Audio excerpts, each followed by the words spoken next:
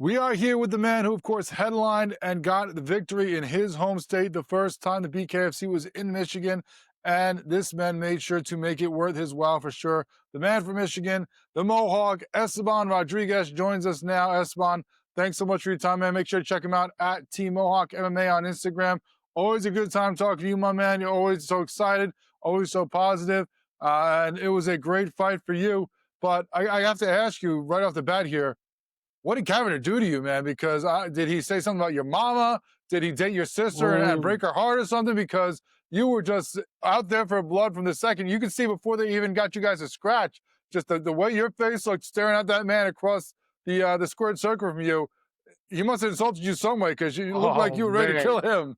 You don't come into somebody's hometown, disrespect them, and try to think that you're going to show out in front of the friends and family. You know what I mean? It's like the first time I heard him come out there and say, like, oh, I'm sorry to give him an upset in front of his hometown. Like, no, no, no, no, no. That man doesn't know. We Michiganders built different up here, man.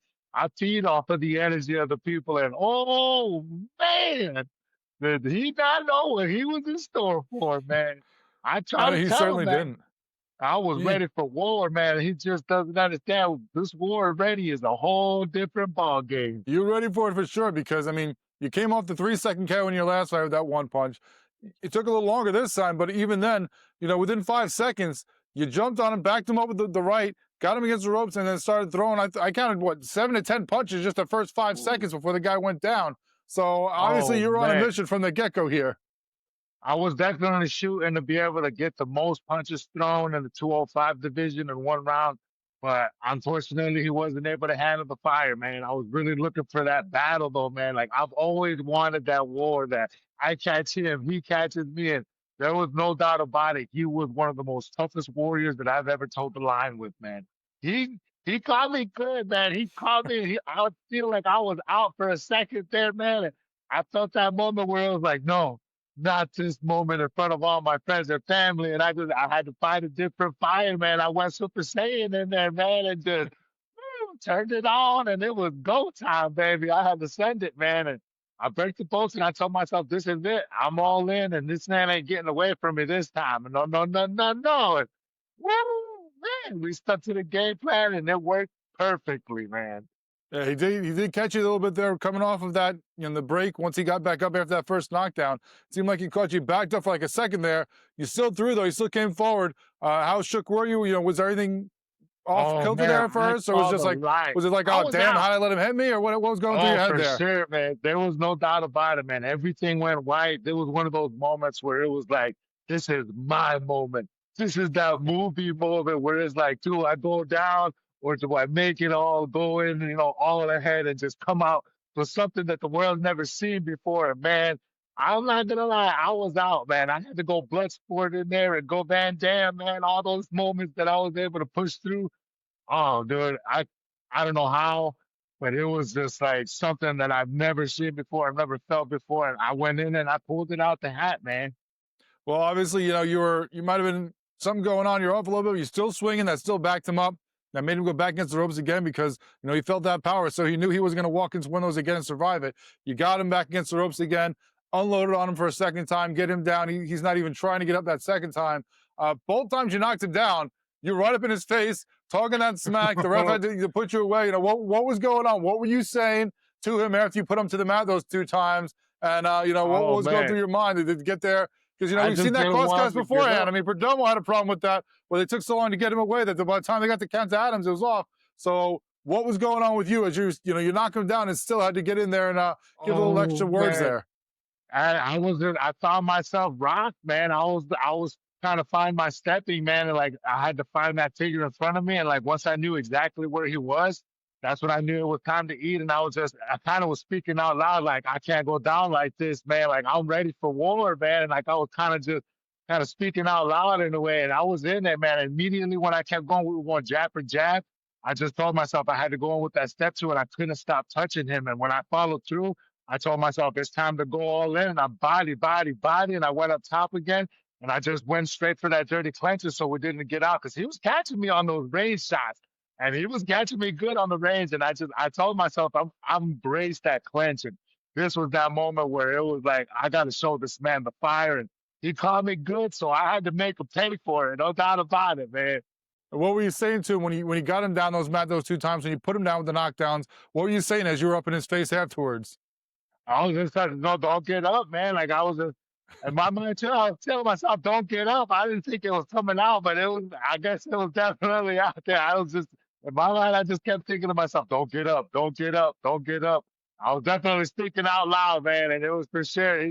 He got back up to that first time, man, and I was just like, oh no, man, and then right back in again. Again, I just kept repeating it to myself, man, don't get up, don't get up, don't get up, man. And oh man, it was a lovely, lovely feeling, man. There you go. So that's the whole the mystique of the Mohawk because most people see that and they're thinking you're talking smack to this guy, you're saying stuff about him, whatever. But you're doing a public service there. You're trying to tell him like, hey, I'm trying to save you, man. You don't want more of this. So it was just you were trying to protect your opponent when you already put him down. That's what that was, huh? Oh yeah, man. I just did. I don't want to see any of my guys hurt, man. But if they're trying to take me out, you know what time it is. I do not want them to know that it's gonna be hurting for real, real bad, man. Well, he certainly was hurting. You could see that in that second one. He kind of was on there on the knees, kind of roll, just shaking his head, like wasn't sure what was going on in his mind. He was going to get up or not. He decided That not was to. that moment. Oh yeah, that was that moment where their game plan completely went out the window. They've executed perfectly. Their game plan was immediately anchored down and just blow right through me, head right down the line. And I decided right before I went in there was nothing that was going to be stopping me, man. And like right when he caught me with that two down the pipe, I knew I was going to be walking right through it. That was his best shot. And if I was walking through his best shot, I knew his game plan was right out the window, man. And oh, dude, it was just like nothing else. As soon as I ate it, I went to work, man. I went right to work as soon as I felt that. And dude, I channeled all that anger into something better. And I didn't let it phase me. And I walked right through that fire and I showed them what Helium 3 is all about. Well, as we can see now, this is a different version that we always see when you talk to you, as opposed to what we see when you're in the ring there, when you're in the squared circle doing your business. How do you balance the two, different personalities you have between, the happy, jovial, motivational guy that you are to the guy that gets in between those ropes? I mean, I don't want to even stand next to you in line for the club between two ropes, the way that you look once you get in between those things there. Once you Man, crawl in there, once you're between some ropes, it's just a different person that changes. How do you balance those two personalities you got going on? I love it, man. I love it to be able to embrace that warrior spirit and showcase to the people like this is what I was born for. This is what I was built for. To be able to entertain the people and show that true fight, man, and like how to put the hard work in and being able to showcase it on a level that, you know what I mean? I was able to channel all that negativity, all that, and just show that grit, going in back and forth. And that's my world in there, man. And it's lovely, man. I get to express myself. There's nobody else in there that can be held accountable, man. And we get to throw these bad boys, man, like there was no tomorrow, man. And it's a sport, you know what I mean? It's a sport. So I just feel like, you know what I mean? This is my domination in this sport, man. And I don't want anybody, I don't even really like to fight. And I don't really want anybody hurt, but if they're gonna be getting in front of me to stop and to get that goal, to bring this to the people, you know what I mean? Like give them what they deserve and building those communities and being able to show those little next stream chasers how to really put the work in and showcase something bigger than themselves. Oh yeah, you best believe I'm going to be taking some heads off to be able to make that statement. Those youngsters and dealing, with the next generation, the work you do with that. Because I saw a great video from you back in September where you're sitting there on the mats talking to, some younger guys after I'm guessing a hard training session about, the hard times you're going to face. Not always going to be easy. And it's what you do after that. And, the true show of character. How big is that for you? You're very positive guys we see always, but how big is for you to share that with other people who, might not be Oh in that same man. mental headspace, who might not have that same, outlook on life to be able to share that and try to, pick other people up and lift them up and show them the way.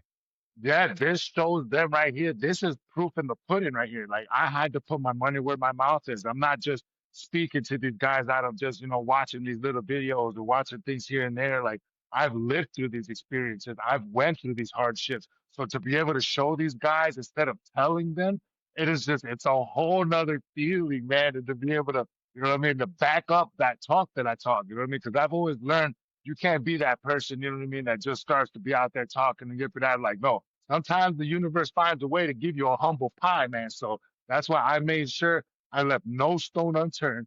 I made sure I put in the work to be able to show these guys that whatever comes the way, I'm ready for that fire. You know what I mean? I'm ready for whatever comes. That man pulls the sledgehammer out and just blows my freaking jaw off, I'm still ready to go in there and handle business.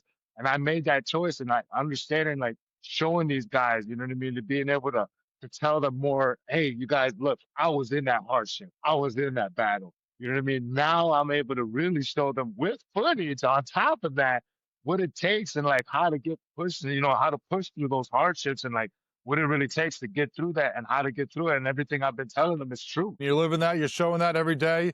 You always have that cheeriness. I mean, obviously, you're always going to be happy to come in there and fight. You enjoy doing that. That's part of who you are. But how much more was it for you fighting in front of Michigan, that first crowd in front of Michigan for the BKFC, to not only be on that card, to be headlining it, to be able to showcase it? What was it like for you?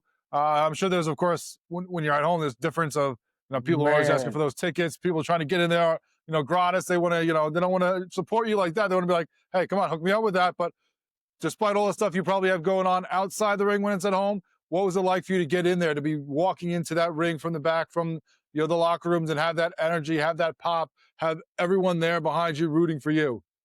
words don't even begin to explain the emotions that were going through me, man. Oh my God, I was out of my seat. I couldn't sit down. The love that was coming from the people. I had to get escorted to the event so that way I wouldn't be able to make it on time, because there were people that were just like, hey, let's get pictures. Hey, this, that. And like the amount of support that I got from the people was insane. And I had to, I found something else that's so worth it. You know what I mean? And like when I was able to get back there, trying to stay focused and just trying to lock in and like understanding the pressure that was coming from this, like it was truly a dream come true. And it was also like one of the most hardest things I had to do, because it was just like I had to lock in before anything, you know what I mean, to be able to stay focused on that task at hand. Like, because there were so many people, man. It was insane. If there was ever a moment that I like, that you could feel like what Conor McGregor or those other top celebrities went like, that was that moment. And this was that moment where it was like, wow, I feel I feel the love, man. You know what I mean? And it's like I felt something different that I never knew was even possible. And man, I could not let the people down after that, man. It was just, oh, I had to give the best Mohawk that they've ever seen before. I mean, that's what I said on this show last week when I was looking at these fights, when I was talking about what was going to go on. I'm like, you think Mohawk is going to lose in front of his hometown fans? Get the hell out of here. He has Oh, to win no, this no, fight. no. And you showed up for sure. You showed up for the fans. You showed up for Michigan, made a statement there to end that card. It was a great night for you, I'm sure. I mean, what was the after party like when you're sitting at home there? I'm sure you got to have a big after party for all the fans that are there supporting you Man, too. You can't it just end was it after the fight, insane. right? Oh yeah, no, we went to Ascend, which was right there in the casino that was there. Oh my goodness, it was like the line from when I got stitched. It probably took me about an hour and a half to get stitched up. They had the best doctors back there doing their thing. They worked their magic. They put my face back on me. And man, the people were still there after like an hour and a half after the show. Everybody was waiting there. I get out there, Mohawk, Mohawk. Oh, I was like, oh my God, I love you. I love you all. I took a picture with literally every single person there. It took me maybe 30 to 40 minutes to even get to Ascend. Once I got there, I noticed there was too many people to be able to take pictures with. So I just started chanting, jumping in with the chants, and I jumped on one of the chairs. I showed the people I was there, and it was just something else, like something out of a movie, man. Everybody was going nuts.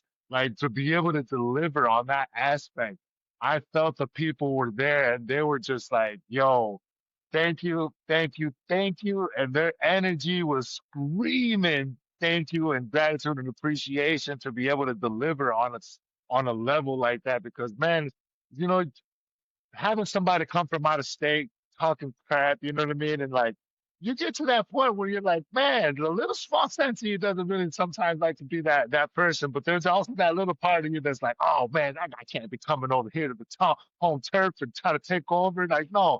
And then for me to be able to defend and deliver on that, oh my goodness.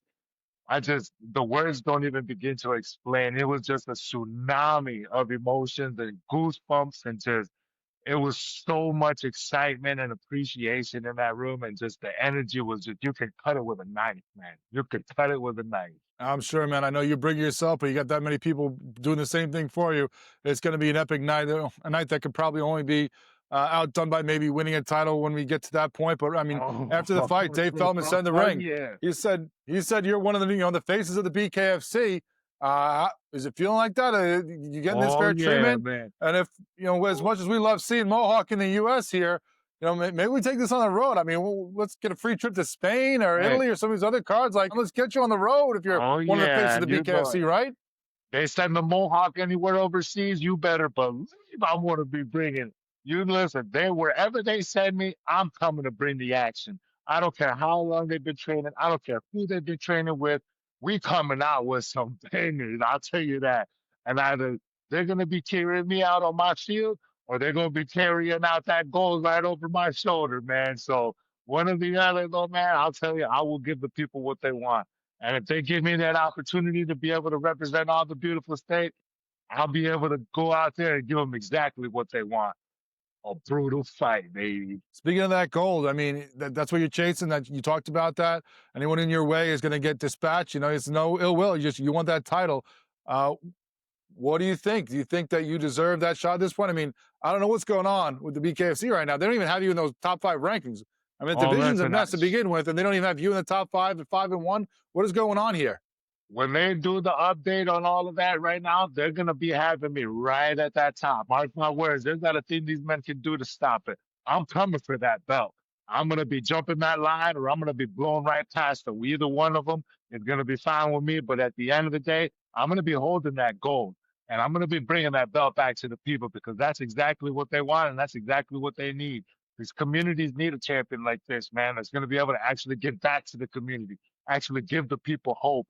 I get to be that living beacon to show them that there still is hope. There still is that opportunity to be able to chase, to be able to make something great of yourself. And oh, baby, believe me when I tell you, I'm going to leave my name with some of the legends at the top. What do you think of this division where it stands right now? We saw Sakara and Kamosi fight in Italy.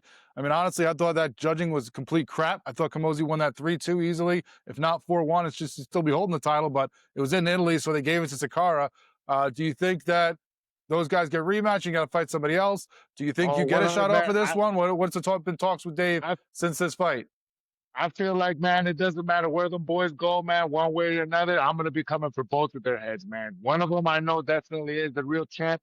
The other one's holding my belt, and I'm going to be coming for that belt one way or another, man. There's not a thing that them boys can do to stop it because they better hit that treadmill because I'm coming. And speaking of that, uh, as a guy who's in there now, obviously you don't want to go to judges. We've seen that most of your fights do not go. The one loss you have is when it got the distance. It went to the judges. So now we've seen you be even more aggressive ever since then. But I'm always interested to see, for a guy who's been in there, a guy who is doing this as a fighter, what do you think of the way things have been going right now in combat sports? There's been a lot of controversy with judges getting things wrong, with refs screwing things up. I mean, honestly, I thought in that Sakara Kamosi fight, they missed in the second round a knockdown for Kamosi. I thought he should have Oh, gotten a yeah. 10-8 round there. That would have Yeah, changed it. no, What do you think of 100%. some of the controversy? And do you think as a fighter that are you in favor of open scoring? Because I Me, want to know where I'm standing the whole time, but I don't know. You tell me.